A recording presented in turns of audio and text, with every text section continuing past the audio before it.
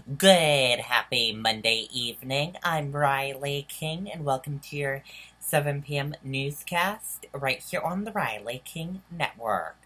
Let's begin. First up, hazmat crews investigate powder found outside Nashua school. Let's take a listen to this video from WMUR News 9, Mike Cronin.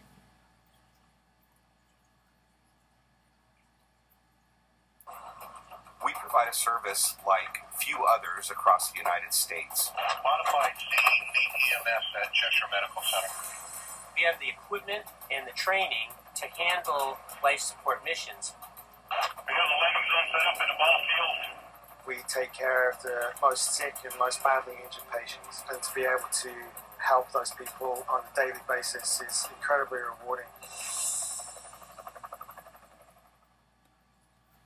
Most of the investigators have packed up and left for the night, but right now Nashua Fire is still here at this hour as they continue to test the substance that was found this morning.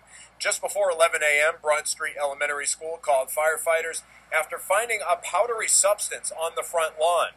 Officials could not figure out what it was, so they called in the hazmat team and civil support team. Crews dressed in hazmat suits as they collected the substance. Right away, they determined that it wasn't a chemical, and preliminary tests show that it is not a hazard and not toxic.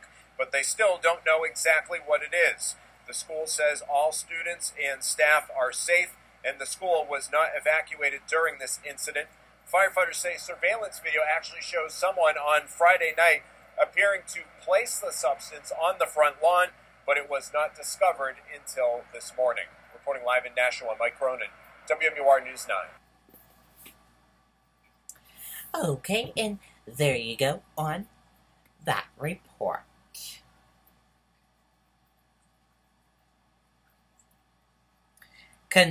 Consult hired to study safety on MBTA Green Line. Let's take a listen to this video from Kathy Curran from WCVB Boston.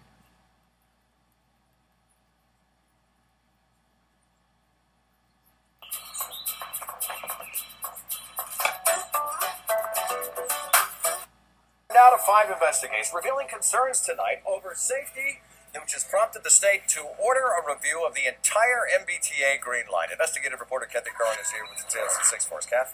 And Ed, this assessment was launched by the Department of Public Utilities, which oversees the safety and security of the MBTA. We've learned a draft report of the review is complete and focuses on issues with the physical track conditions, training, and maintenance. The MBTA's Green Line has the heaviest ridership of any light rail system in the country. The age of the system has proven to be a challenge for years.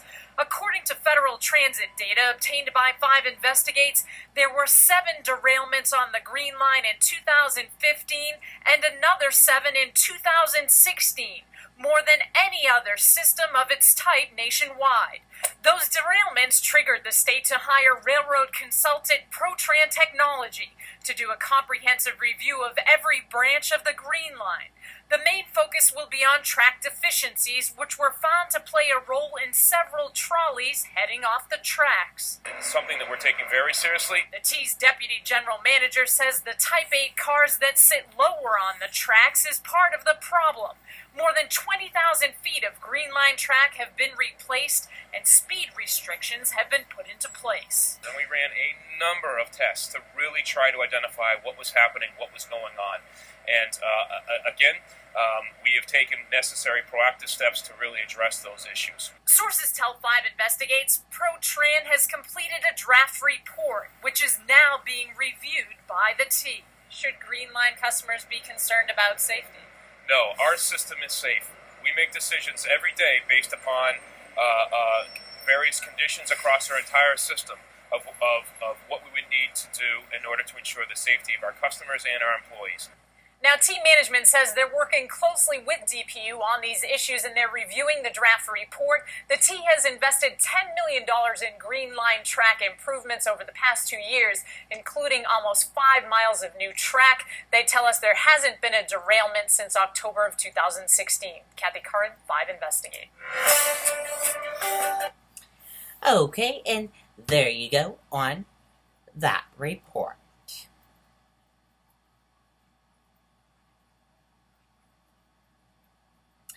City officials work to make Auburn a sports destination.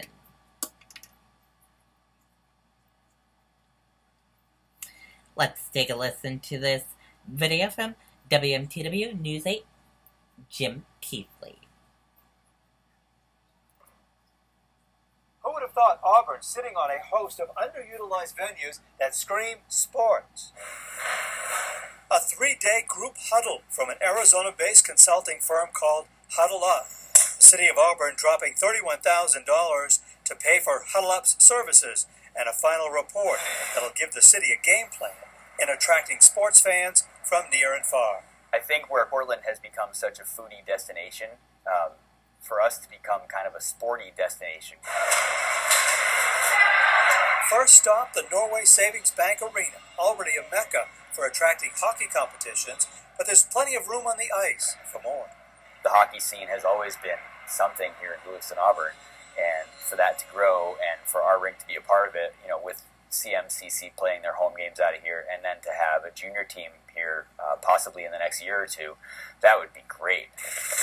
The 3-member Huddle Up team will tour the venues tomorrow. The city manager says they will visit the golf courses, the Lost Valley ski area, and the riverfront parks, which is another potential moneymaker.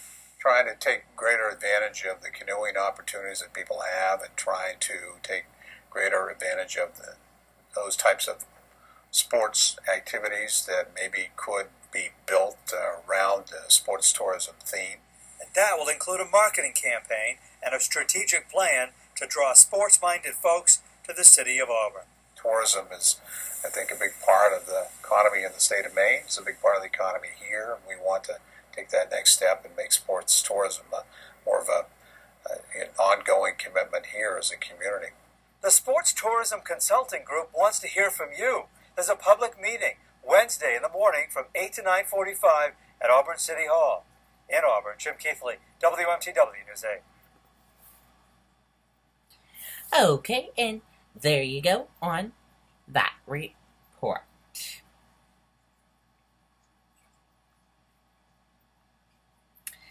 Senate passes $700 billion defense policy bill. The Senate passed a roughly $692 billion National Defense Authorization Act.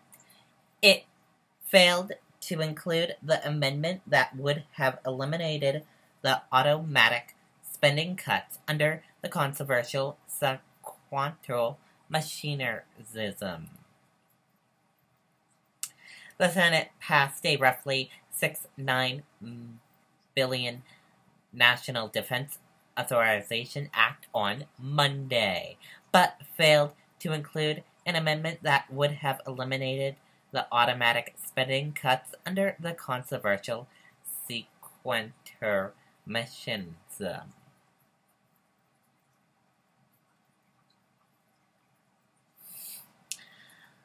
Michael Flynn establishes Legal Defense Fund.